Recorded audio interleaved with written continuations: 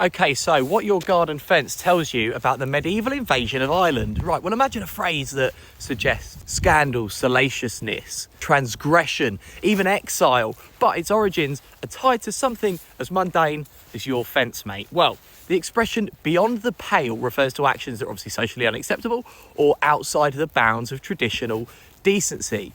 But what exactly is a pale? The word comes from the Latin palus, which means stake or pole. In English, it becomes pale. It means a boundary, often a physical one made of wooden posts or stakes, e.g. a fence. Now, the pale then became a catch-all term for controlled regions. The most famous is the pale around Dublin.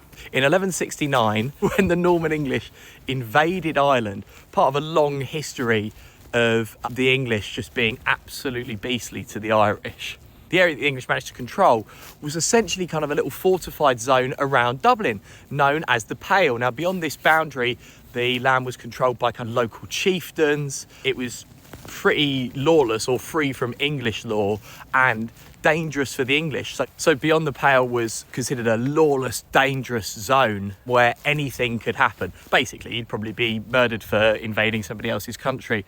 There was also the Pale of Calais in France, Pale of Settlement in Imperial Russia, where the Jewish community was confined, kind of a horrible foreshadowing of Jewish ghettos in the Second World War. But by the 17th century, beyond the Pale had become a phrase that meant doing something absolutely scandalous, and its etymology lies in stepping beyond the fortified zone around Dublin in medieval Ireland because you didn't know what was going to happen. So there you go. Next time you peek over your neighbour's garden fence, think, what are they up to?